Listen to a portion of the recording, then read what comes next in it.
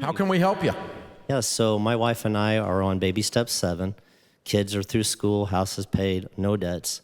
About 2 years ago, we maxed out our 401k and Roth and everything else as full as we could. Then the market, of course, went south, and we decided to back off to 15% on our 401ks. We focused on cash and putting a little money into our house, remodel. And the question is, when do we get back in? What's a good time? Okay, the wrong question. The right question is, should I have done that? No, you should not. Because there is all kinds of data points, all kinds of pieces of research, and you can go back through and study the history of the stock market of people who try to do what you're doing, which is called timing the market. I'm going to get out when it's high and in when it's low would be the theory. But most people do quite the opposite of that because they're emotionally driven and they get out when it's low and back in when it's high. Oh, it's great, I'm getting in. Well, it's exactly the wrong time. So the people, if you compare mathematically people that jump in and out and try to catch those waves with people who just get in and stay in, the ones that get in and stay in outperform them about 40%. It's crazy how much the math changes. So that's why we always say no one gets hurt on a roller coaster except those that jump off in the middle. So what I would tell you is any time that you're not in the market is a good time to get in and then stay in. And so the other thing is the market is down right now, and all but one time in the last 100 years when the market has been down, the year following is excellent. And so if you were going to violate all that stuff I just said a minute ago and try to time the market, now's an excellent time to be investing because it's on sale right now. We used to, when I was a kid, we'd go to Kmart. Anybody remember Kmart? Come on. And they'd put these blue lights up. And Blue light special, you know?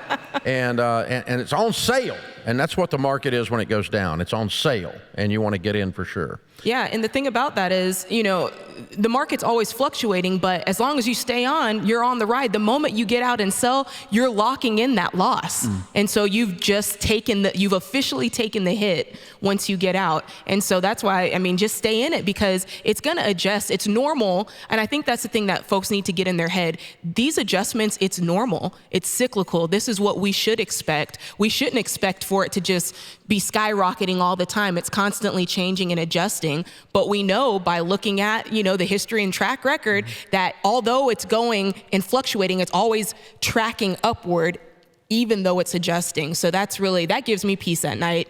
And, we're all in here with you and we're keeping our money in the market, man. Amen. Thank you, Kevin. Good question. John, I had give him a hand.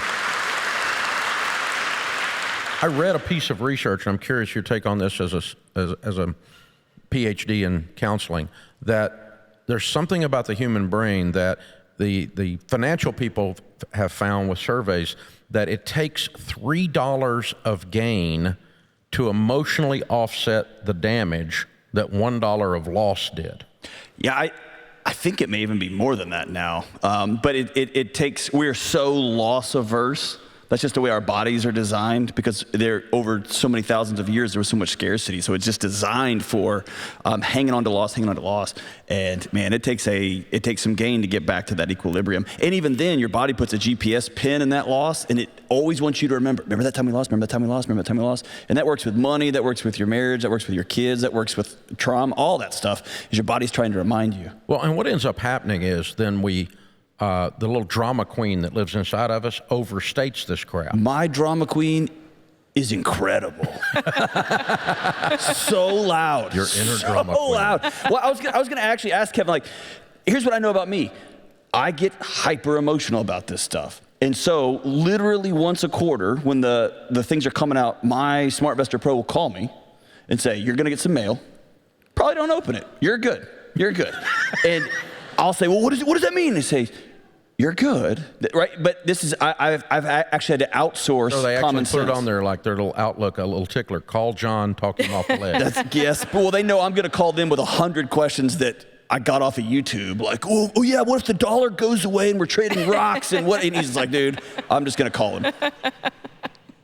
Yeah, that is what happens. But then people say things like, well, in 08, I lost everything in the stock market. No, you didn't. No, you did. And if you did, it's because you sold. Mathematically, it's not possible. Because you're still here.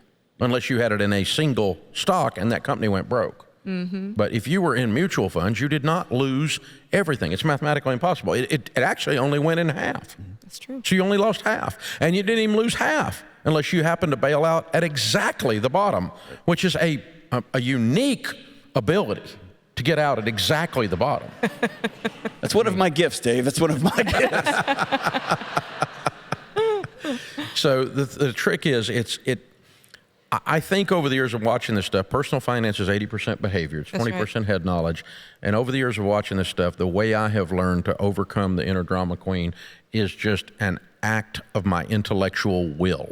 I'm going to use my freaking brain instead of the drama queen that says, the world's coming to an end.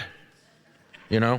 I've got to look at the actual data points and say, jumping in and out, bad. Staying in, good. For 100 freaking years, And we've always had incompetent presidents. We've always had a Congress that was handcuffed to itself. None of these things are new.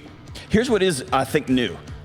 Is this idea that the news is here to help us. The news has one job, and that's to get your attention. That's right. And it gets your attention when it says, you're gonna die! And so you click on it.